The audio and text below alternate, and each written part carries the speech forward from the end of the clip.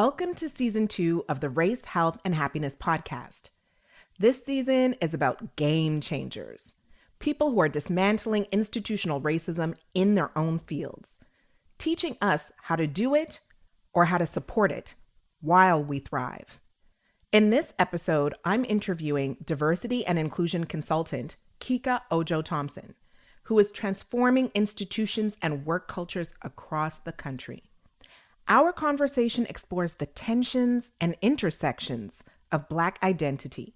We're talking about anti-African beliefs and attitudes within Black communities. Then we dive into the double discrimination Black women experience called Misogynoir. And finally, tips for staying healthy and raising resilient Black children. I love this conversation. I hope you do too.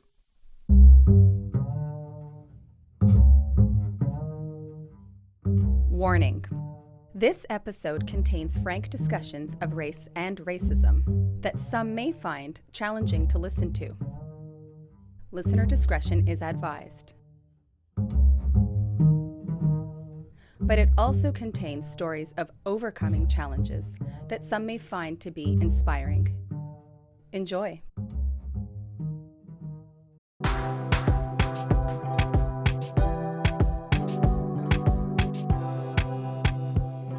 The Race, Health, and Happiness podcast is hosted by Dr.O, certified public health physician specialist and family doctor. The views expressed by Dr. O's guests are their own and do not necessarily represent her opinions or those of the podcast. Check out the show notes for more details. And now, here's Dr. O. Hi, my name is Dr. O, and welcome to my podcast, Race, Health, and Happiness. We live in a world where Black, Indigenous, and people of color are more and more aware of the blatant and subtle ways that systemic racism impacts our lives. As a doctor, I'm interested in how that affects people's health. But this podcast is about how to stay healthy and happy despite all that noise. Joining me today from Toronto is Kike Ojo-Thompson. Kike is one of Canada's leading experts on equity, diversity, and inclusion. As the founder and principal consultant of Kojo Institute, she has guided public and private organizations towards more equitable cultures and outcomes. Kike's notable clients include Canada's largest school board and the nation's biggest grocery retailer, among many others. Prior to leading Kojo Institute, Kike was the project lead for One Vision, One Voice, a first-of-its-kind initiative addressing anti-Black racism in the child welfare system. Kike, welcome. Thank you, Dr. O. I'm so excited. I am so excited to have you on the show.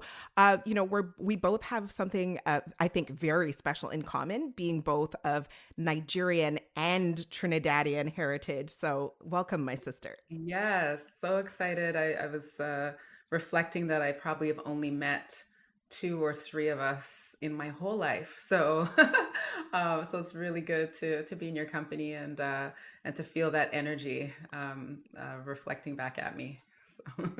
Yes. If only we could be in the same room, but hopefully sometime soon. Yeah. So I always like to ask right at the beginning, because it helps us, I think, get a sense of your magic, your essence. I always like to know, what is your superpower?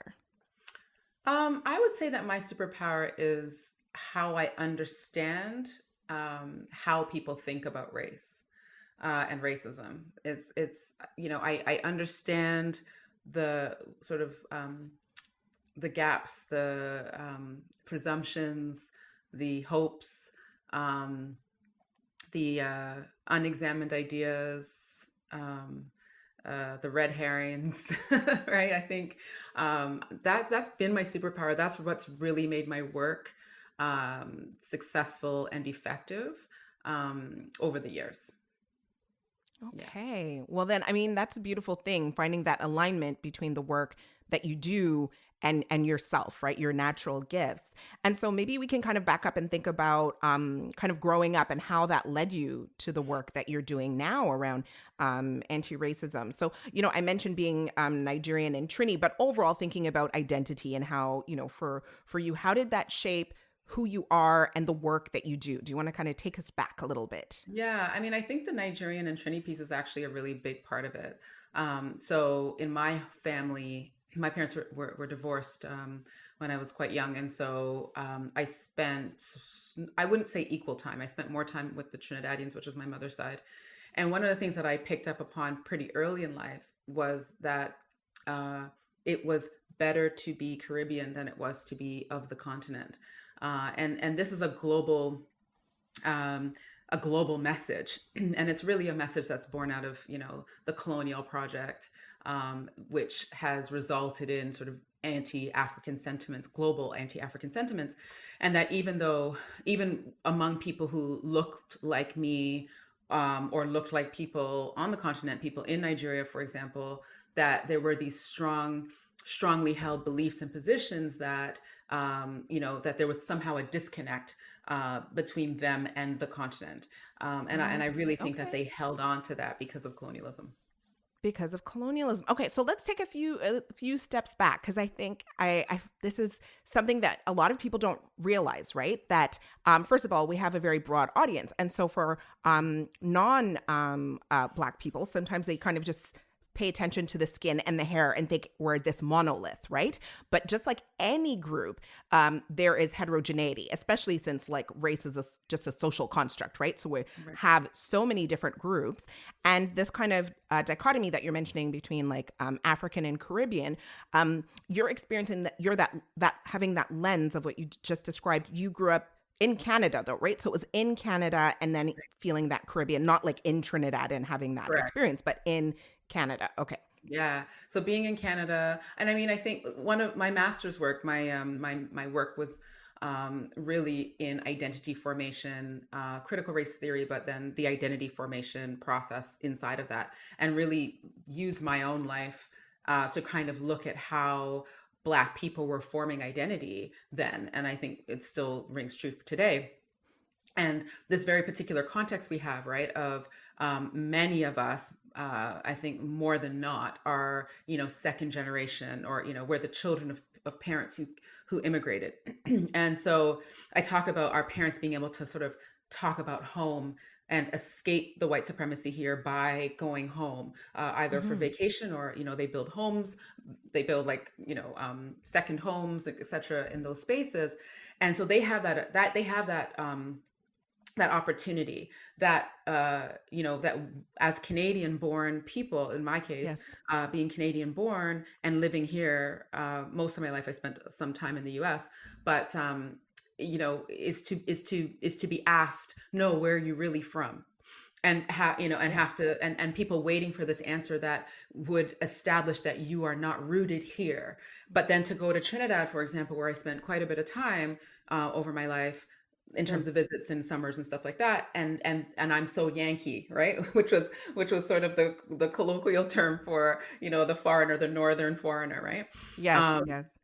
So Yankee in quotes, and so there was that, right? So there was that around identity formation and this hybridity of being Black in Canada, being Black but Canadian born, and so how do you learn to manage white supremacy? And not be able to pull on the tools of your parents. So this was literally out of my master's thesis.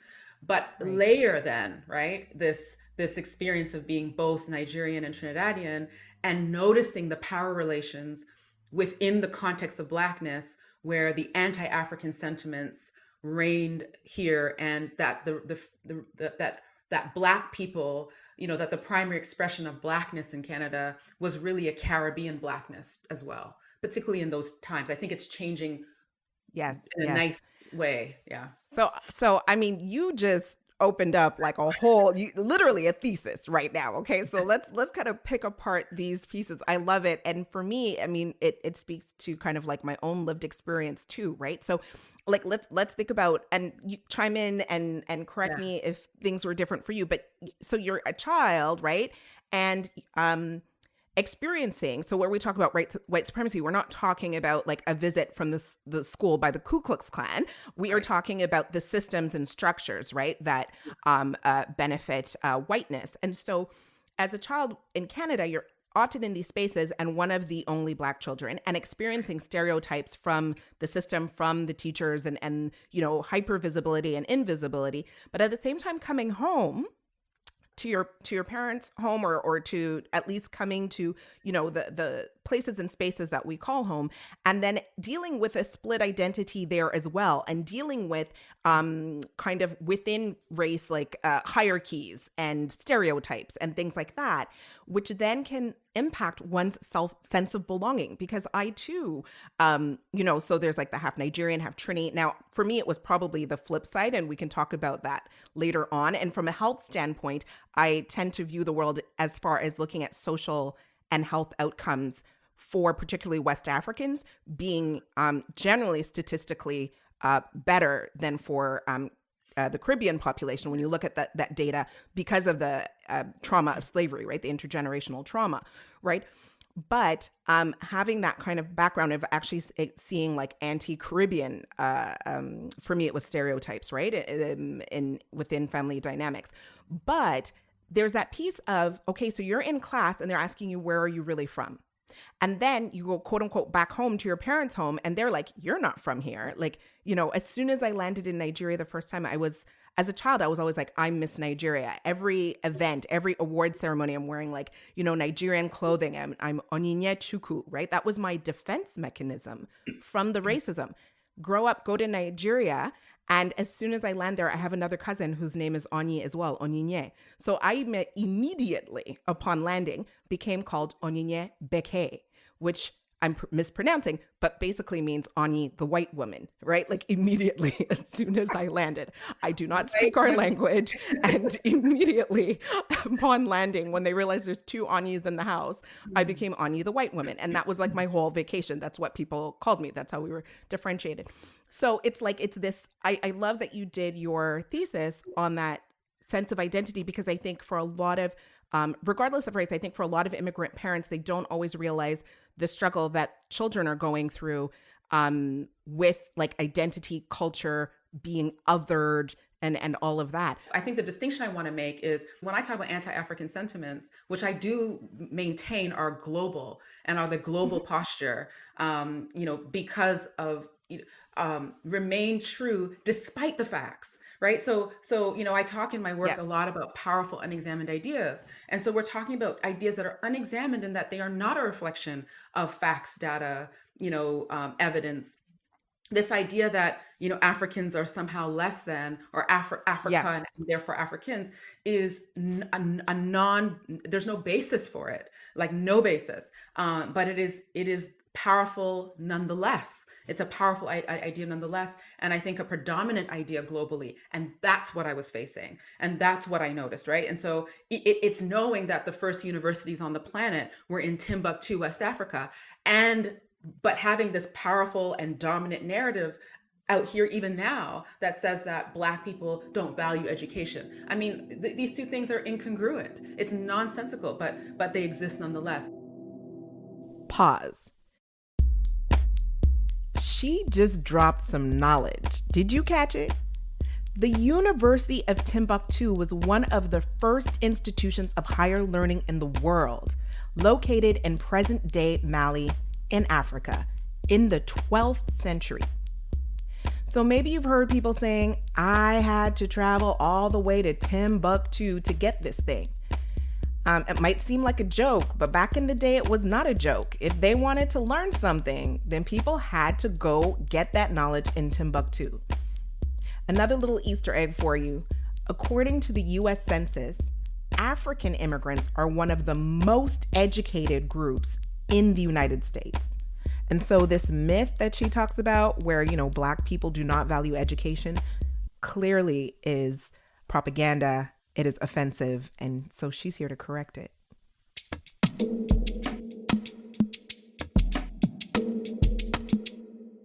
So how did you grapple with that as a child, though? That's a lot. First of all, kids are dealing with being kids. Then you're dealing with racism. Then you're dealing with like interracial, like, stereotype stress. Yeah. So I don't know, was that hitting you in high school when it really dawned on you, or elementary school? Like, how were you processing that? So I think it's it was a process of noticing,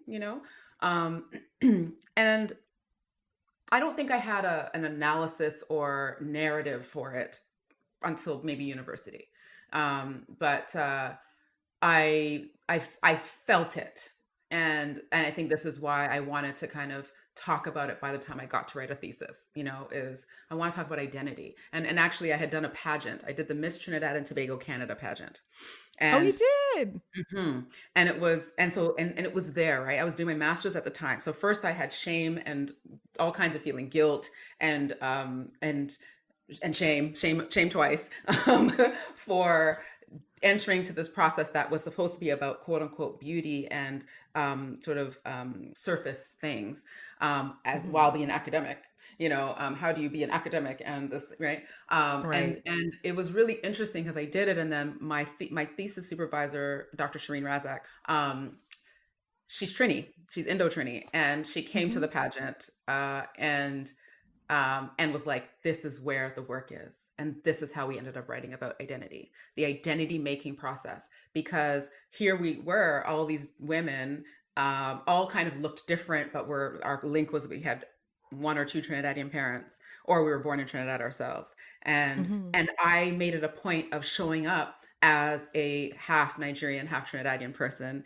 I made it a point of showing up academically. I made it a point of showing up in ways that countered as much as I could sort of beauty norms or narratives. So I kept my hair very short, like what we would say boy cut, like razored short, Razor short. Yes. for the entire pageant process, right through to the pageant, and just showed up in an attempt to be different. Anyways, long story short, that was sort of what caused me to turn and write about this.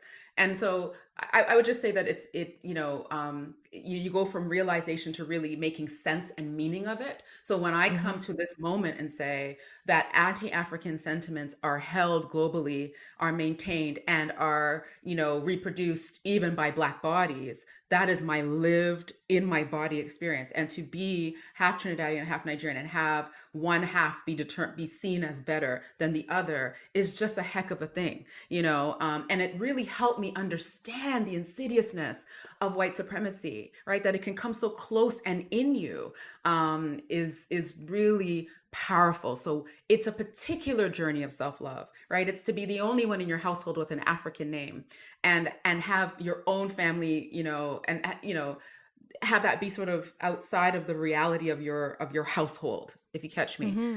Yes. I guess before we kind of get into the work that you're doing now, just out of curiosity, as far as that thesis and thinking about identity, any wisdom for us that you want to share, learnings that you want to share today that came from that? I mean, I think the work really spoke to how centrally critical belonging is.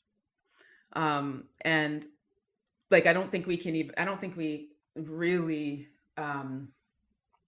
understand on a moment for moment basis how desperately people are need or rely on a sense of belonging to function, and in particular to function in the context of white supremacy. So part of the way white supremacy impacts us is to take that belonging away, or never provide that sense of belonging, so we never get to be a part of the fabric of this country, despite being having another generation, people having kids, or you still don't get to kind of feel like like you are that. So I think we need to narrate and talk more about that hybridity. And I say hybridity in terms of being Canadian and not being allowed to be Canadian. So you're this like hybrid thing.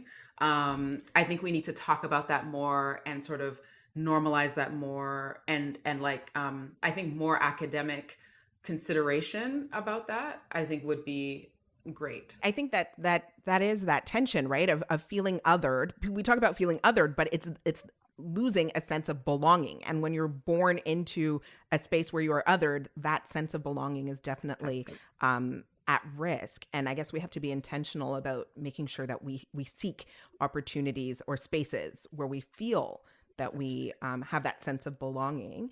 And so with that, then, I mean, you talk about how these factors are impacted by white supremacy. And I kind of like defined it very haphazardly. So you as the expert, perhaps, do you want to kind of dive a little bit deeper into how you are defining, or how the literature defines white supremacy in this context that we're talking about it? When you said it off the cuff like that, in my head right away, I thought, oh, that was a really good off the cuff definition of white supremacy. Like, I actually think you did a really good job. But yeah, how the systems and structures, how the systems and structures reflect, but also reproduce the idea that white is normal, ideal, central, and should be dominant. Right. So we talk about dominance, but we don't talk about how beings became dominant and why they're dominant. Right. And so, I think, I think white supremacy requires an acceptance, sort of a blind acceptance of the dominance of whiteness. Like, you're not to ask questions about how and why, because behind the questions about how and why is truth, and is a dogged, bloody story of taking and exploitation and violence, etc. So we're not to kind of engage in that. We're to just accept that whiteness is ideal, right? And I think white supremacy asks that of us. I find that like really fascinating, because sometimes I have conversations in medicine where we're talking about, the kind of conversations that have occurred probably 10 or 20 years ago in the business world, which is that you need diversity at the table so that you kind of engage in better decision making. And then, the pushback being like, oh, well, why do we need diversity? Or like bizarre questions. But it's just like, well, if you think about how healthcare was designed, it was designed by a very specific demographic, right? Like, especially in Canada, right? Like, we're talking about white, cisgender, Christian, middle class, like all of those, and they're all the same, and they all decided everything. And on what planet, like on what kind of rationale would one then decide that this single demographic would have all of the answers, such that healthcare is better off with that demographic continuing to make all the decisions? And on top of that, looking at our healthcare system as it is and deciding that there's in fact nothing that could possibly be improved. Clearly it is perfect, and the system is like nothing to be changed. So it's such a bizarre rationale that one can only kind of understand it in the context of white supremacy, because it doesn't actually make any sense if one engages in one's critical thinking, right? It's bizarre. But what critical thinking, right? So, so you were, through colonization, you were exposed to and taught that the people who benefit from your medical perspective are incapable of having a perspective, are incapable of providing, leading this industry, this sector, are incapable, right? So those core and concretized beliefs, globally concretized beliefs, right? So yes. So you come along and you say, well, that's ludicrous because ABC, and they look up and they look around the world, and their version of the world and their perspective is reproduced and reflected back at them everywhere.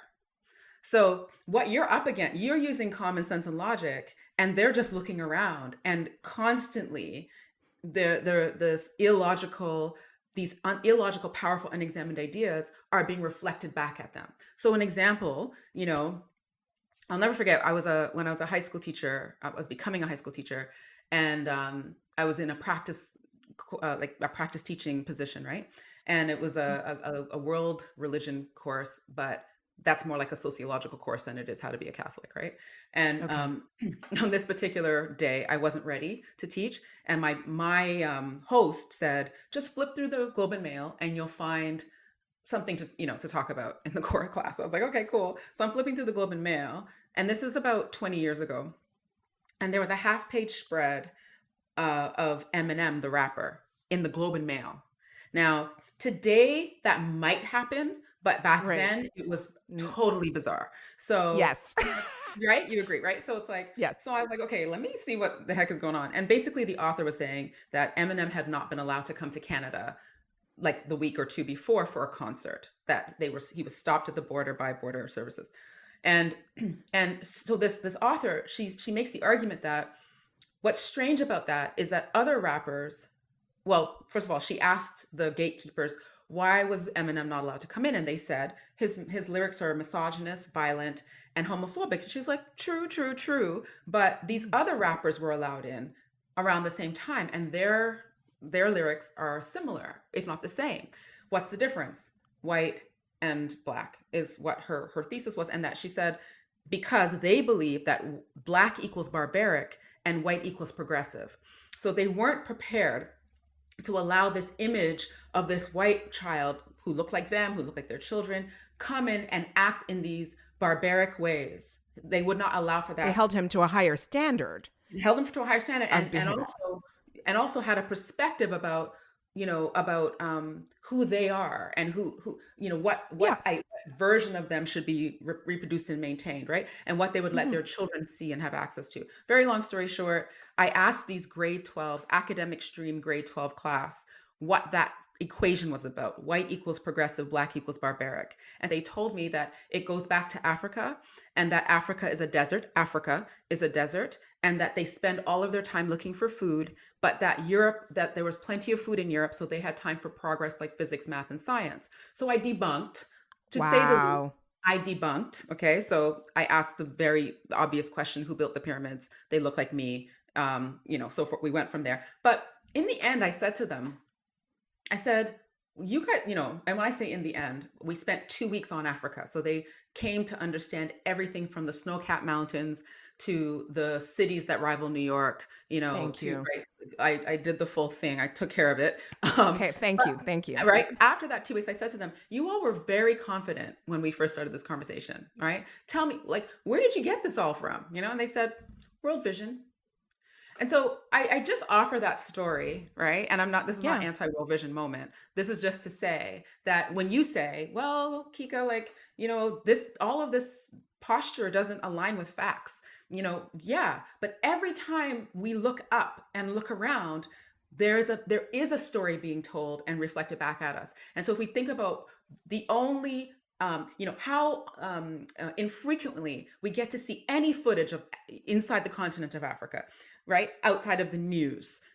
Any other imagery is so few and far between, but we got World Vision commercials, and what do they show you? Dust, huts, and children with swollen bellies and flies, right? And so it is a lie, but it is reproduced. So you seem like the one that's off rather than them, right? And that's it. Where we might ask these questions, it's put back on us, because I am displeased by where I have to defend the idea of diversity, whereas I'm like, no, flip it. Why would there be like homogeneity in who's making decisions in this context, right? So I'm just like, it's bizarre that I have to defend the concept of diversity. And so I know that you talk about the game board, right? Because where's people then make the onus on you, and you're like, oh no, we're just as good and we're just like you, and you're playing this dance of trying to be equal to. That's the way we've been, raised by the society. So can you tell us a little bit about where you talk about the game board of white supremacy? I think it's a good example of, the game board changing, where all you got to do is get educated, it'll be fine. And then you do. And then it switches up on you. And it's actually constant. So to ground that a bit better, it's that there's 3 factors that I share with organizations that's important to do in a very overarching way. And that is accountability, transparency, and process.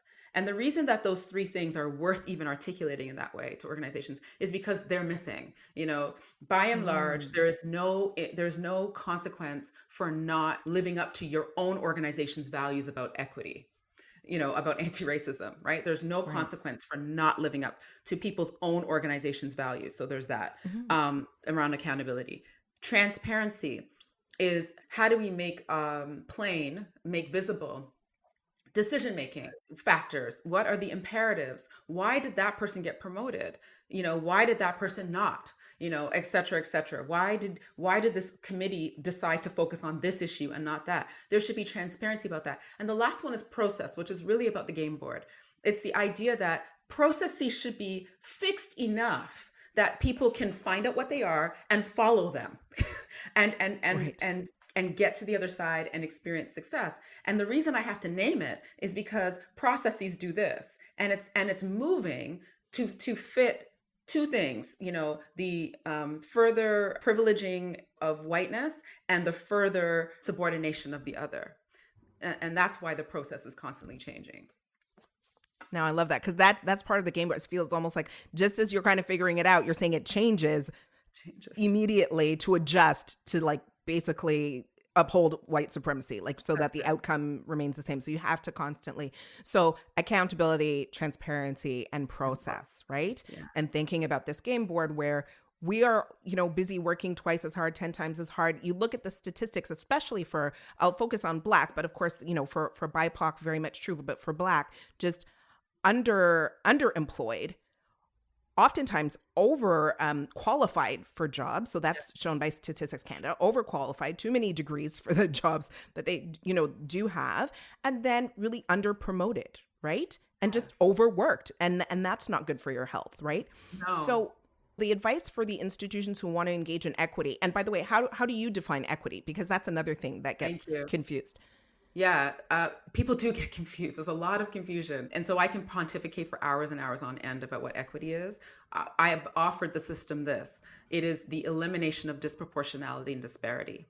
So equity work is work to eliminate disproportionalities and disparities. Clear as day, right? It's not feel good work. It's not be nice to each other work. It's not, have a multicultural friends thing. It is about the elimination of disproportionality and disparity. So as long as those disproportionalities and disparities are staying stuck, then we are not doing equity work, right? So equity work says, I find those disproportionalities and disparities, and I privilege them in terms of targeting them for our work, for my distribution of my human, financial and time resources, right? So I will target higher because I'm doing equity work. I will, privileged programming to support, employee resource groups, et cetera, et cetera. And so the relationship between that and the commonly discussed framework, so people talk about diversity, inclusion, anti-racism, anti-Black racism, anti-oppression, anti-colonialism, that all of those are the frameworks to get to equity. So you come into awareness where your disproportionalities and disparities lie, and you apply the appropriate framework to address this. The reason this is important is because what we were seeing is that there were organizations that were doing anti-oppression, for example, having never articulated where their disproportionalities and disparities lay. Right? And so when you then start to do your targeted hiring or whatever you're doing, what do you hear? Oh, this is reverse racism. This is reverse this, and this is reverse that. Because what wasn't made clear in the first place was, what problem are we here to solve? Why are we even having this conversation? For that, you need data. Do you not? Or do people need to have a sense of, okay, so you're shaking your head, yes. So you do need data. Yes. Okay, so for organizations to understand equity, I love that because it actually aligns really well with a quote that I tend to use. So of course I love if something's in alignment, right? But the quote that I usually use from the Wellesley Institute for, Dr. Kwame McKinsey's work, where they said, specifically to institutional racism is seeing the disparities and doing nothing effective about them. Right. So I like, it's very much in alignment with my understanding of it from an anti-racism standpoint. But you have to see the disparities. So as you said, you have to come into awareness. That's data. And there's different forms of data. There's numbers, there's people's experiences, there's different ways of capturing that. And then you take the steps to do that and think about the process. Okay. So now, like, I know that your work is to, help institutions with that transformation. Yes. However, you and I are I mentioned before Nigerian, Trinidadian, but at the end of the day, in a Canadian or Western context, we are Black women. We are, in fact, I dare to say, dark-skinned Black women.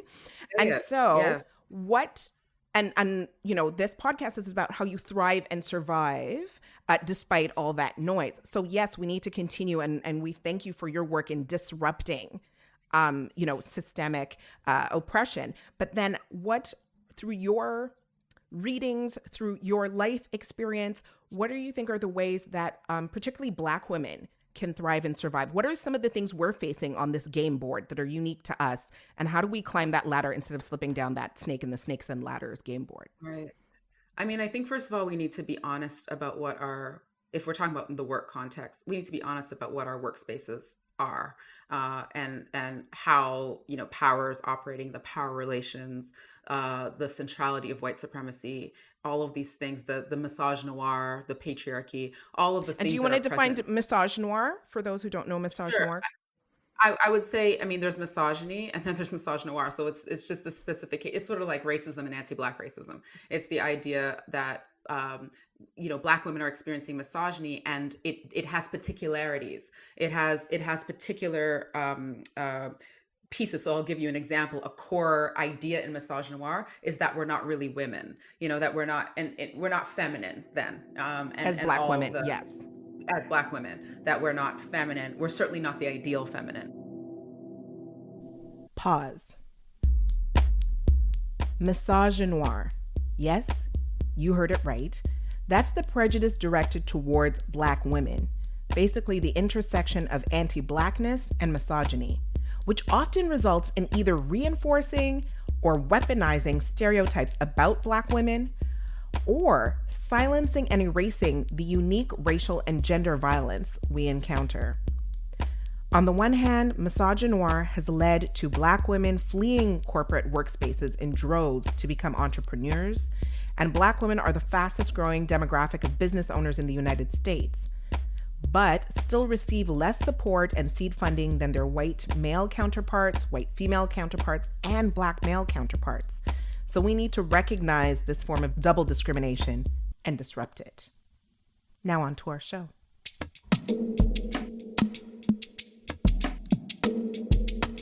So I think once you get real with yourself about where you're working and where you're doing your work, because you might be doing community work or whatever work, whatever you're active, whatever space you occupy, you got to get real with what that space is.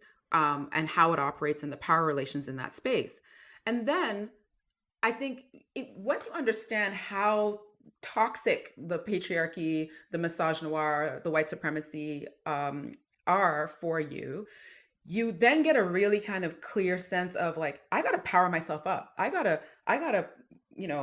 sort of fortify, which then brings us to the out of structure space, like the home kind of self-care aspect. And I think that a point of self-care that we don't talk about enough is how we, how they say, go where you're loved, go where you're appreciated, is, Yes. What do we bring close?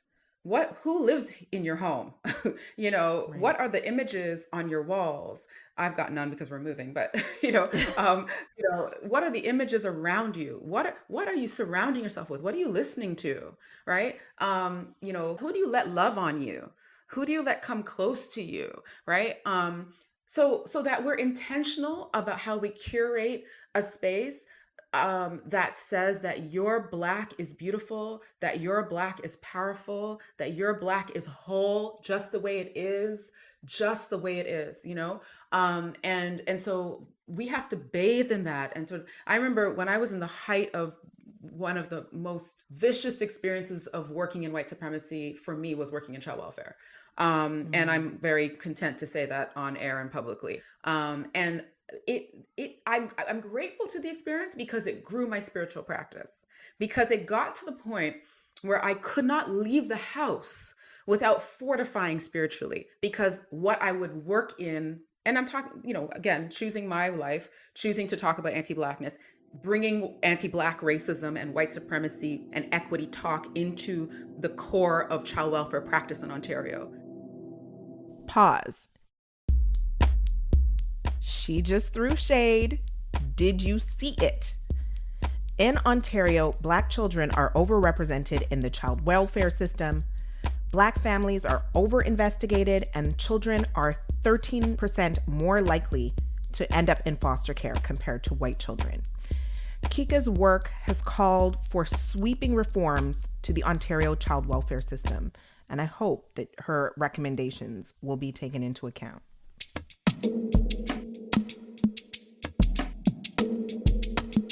And so I shouldn't even say I chose, I was called to that work, and I did it. And so I had to fortify every day. I literally could not leave my house to go to work unless I had spent like 20 to 30 minutes just in spiritual practice as a protection layer of what I was about to. And when I say spiritual practice, this is another form of, what we choose and what we bring close. Again, this is me talking, this is my opinion, but we need to be a lot more thoughtful about how we let white supremacy into our consciousness, how we choose it every day. Who are you worshiping? Who are you idealizing? Let's get into what is your practice then. So how would you, because a lot of us enter spaces, it can be child welfare, it could be in healthcare, it can be other spaces where you immediately get a sense that Black lives are less valued. And so you're pushing up against that, knowing that your opinion is less valued, knowing that you're going to be gaslighted, but you do that good work anyways. And it can take a toll. Mm-hmm. It's extra stress. So whatever parts of that, I presume it's personal, but whatever parts of that you feel you can share as far as practices that have helped you to fortify and to resist. I want to go back to love for a second. I think who you choose to love is so important. And what your standards are. I mean, we were talking earlier about anti-African sentiments in our community, held by many in our community, I should say, as a pervasive feature. I refused to let that be my life partner, that to allow someone who held any of those views be my life partner. I think we need to be more intentional and unwavering about that, because that absolutely impacts how you see yourself every day. There should be adoration and admiration for the African that is you. You know what I'm saying? Because yes, if you are Black, or you have any Black in you on this planet, that is derived from the continent. And as they say, get into it. It is. The other thing is, I didn't get to the continent until 2018. I'm gonna be emotional. One second. It's okay. Take your time. But when I got back, I was like, these people don't even know. This place, like I live in Toronto, is so far behind. I mean, I can't speak, I didn't go through all of Africa, but I was in Ghana, and I was in Nigeria. And I went to at least a couple cities in each place. And I was like, this is the center of the universe. And I mean, I'm convicted. Like, you can't tell me anything different. That is the center of the universe. And this thing that we call West is late and passé. Okay. So, it just changed I mean, I was already, people know, and I'm talking about a couple years ago, I went in 2018. So, I was already woke, and I was already, pro-Black and pro-African, et cetera. But the clarity that I got having touched the place and just was like, no, this is totally where it's at. Get into it, And so there was that. But I think, so when I say spirituality, I think we need to start to ask some really critical questions. We are the people of colonized people. We are people of colonized people. We are people of colonialism. And let's also be real about what colonialism asked us to believe, and required that we believe, and that there was a huge cost to existing outside of those constructs. And I mean, I continue to grapple with that, and continue to grapple with that conditioning around what doesn't reflect, the religious perspectives and spiritual constructions of the colonizer. Yes. And I like, so that is like a whole other layer that we're going to have to delve into, because that is a big piece, and actually affects us, I think, with regards to how we see ourselves in our image. But I do wonder, in thinking about that, like, what pieces for you, again, like in your practice, so you talked about love, you just mentioned going back to the continent. Yes. Are there other things that we can arm ourselves with, and part of your perhaps daily practices that you think other particularly Black women, but anybody listening on the line, because I think a lot of our practices all people can benefit from. So please continue. Things that you think are helpful. Yes. So I do think that intention setting daily is really important. I do think that getting quiet, so whether you call it meditation or stillness, or I think the word meditation is so weighted with like some magic is supposed to happen while like you're Right. like Yes. trying to conjure up the magic, so it's super stressful. But I Yeah. think it's get still, or even if you're Mm. alone drinking tea, just the opportunity to get still. And what I can honestly say is that I hear clearly here from Hmm. wherever, right? Wherever it's coming from. I hear clearly very tangible steps that I've used in business that have helped my success, that have rounded out my humanity, like things I should do, maybe a donation I need to make. Like I hear all kinds of very specific things. Um, People will come to mind, and it's not unimportant that they did, things like that Hmm. happen for me. So there's stillness. I fortify and edify my brain with reading. Again, remember, you're feeding replenishing your supply, your heritage supply. So who I Hmm. choose to read, who I choose to follow. So I might so silence, reading, writing where, like, not even writing exactly where I am right this second, but my intentions, but I ams, my I am Mm. statements. Like I what? am, I am. so I am perfect health. And I think this Ah. is a good one to sort of bring it home on it. Obviously, Dr. O, because this is about health, right? Um, is declaring the perfect health in the face of the amount of health related, I call them attacks, just because I think that they're heightened by this calling that I have to do equity and social justice work. That Right. that the level of stress that Hmm. those callings, that the kind of attention it brings, negative, dark, dark in a bad way, attention, and people focusing on, problematizing you and stuff like that, Hmm. um, is writing down I am perfect health. And it hasn't it hasn't allowed me to escape health challenges. But I think I would have been worse off had I not had that sort of mantra. So mine are I am perfect health, I am love, and I am financial freedom and abundance. I love it. I love it. I think, again, I think the piece that you mentioned on spirituality and then this, what you just said, these affirmations and how one sees oneself, I think that needs to be, and maybe we'll have you back for that because I think that's another thing we need to delve into because yes, I practice Western medicine, but at the same time within Western medicine, our studies always have the placebo effect. There is you know what I mean? Like we ignore the placebo effect, but there is an impact to how we feel, how we think, and how that it impacts our health and well-being. I am going to then just ask you, um, as we're coming to a close, I know that you have done work with children, and you just kind of told us what we have to do, thinking about Black women. But like I said, I think there is wisdom for all to benefit from what you just described. Are there certain, just perhaps 3 tips or 2 tips you think we need to keep in mind? I'm a mom. I have a 5 and a 3-year-old, like sons. I have boys. Advice for children in being able to be intentional with our Black children. Oh yeah, and again, it's sort of similar to the piece around what Black women need to do, and that is the acknowledgement first. So we need to get, I think we have to acknowledge that white supremacy is all around us. We have to acknowledge the impact that has. I think Black people are so interesting because we are the last to say, I'd really love for you to bring home someone that looks like mommy. Like we see Right. that as some infringement on the freedoms of our children, as if their freedom of thought is not being infringed every day by white supremacy. Every day they're being brainwashed to see us as the opposite of ideal, you and No, me. no. I will and I and will they're tell their you. mother. Yeah, no, just the other day, like I'm wearing my braids now, but I had my hair, I usually have my hair in an afro, and I was helping my son like tie his shoes, and then he was flattening my hair. And I said, "Why are you flattening my hair?" And he's like, "Oh, because I want your hair to be flat like madame's, right? Because they go to French school." And I was like, "No, I'm like, our hair, sticks up. It reaches for the Defies heavens, gravity. right?"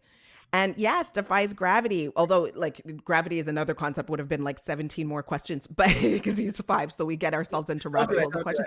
But you know what I mean? He is trying to push down my hair, and the 3-year-old is like, yeah. And then, like the madames, and they do have teachers who are both black and white, but they wear their hair, down or straightened or what have you. But already at age 5 and age 3, and I said, but your hair sticks up. And they're like, yeah, but I want my hair to be down like my friends. And that was a tough one, right? Because their friends didn't tease them. They just live in an environment where most people's hair go a certain way and they want their hair that way. So anyways, yes, society is giving these messages implicitly or explicitly all the time. So you're saying we have to be intentional about counteracting them. Okay. The project is brainwash your child.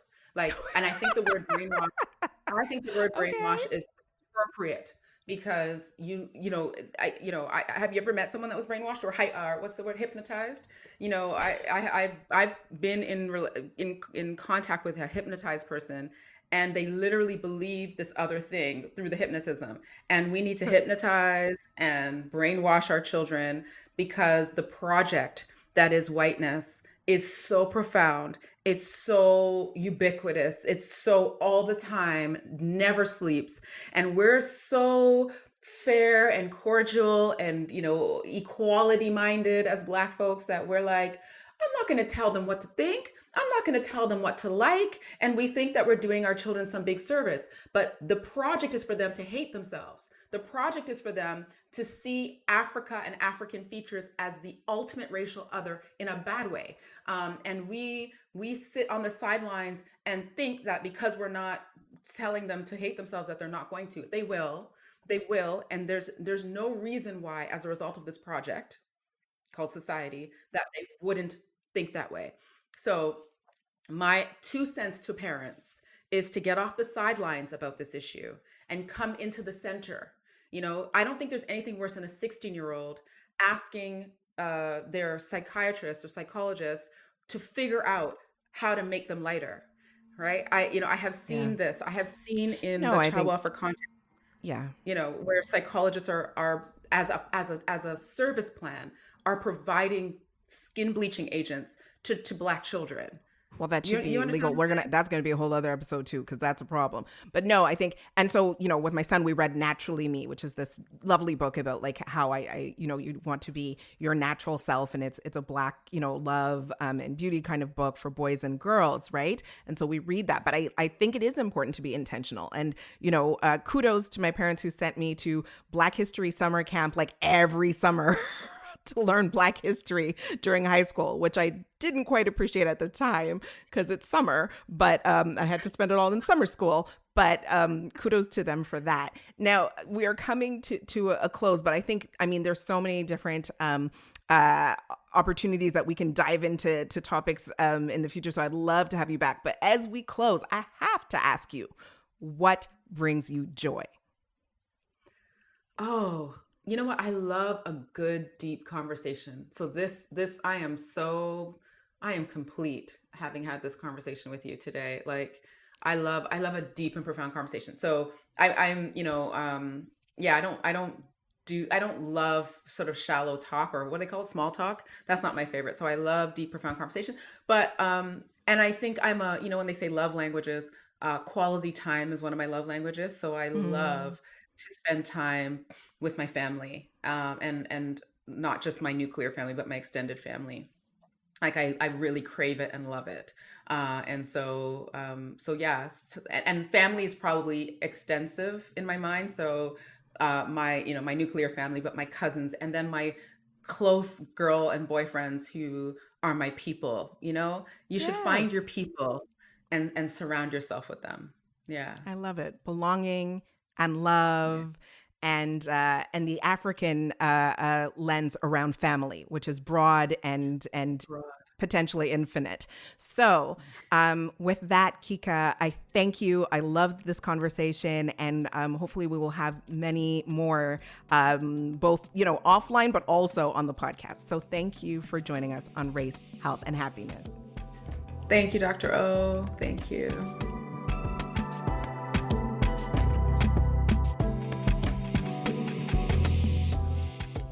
The Race, Health, and Happiness podcast was created by Dr.Onye Norum, and she's our host.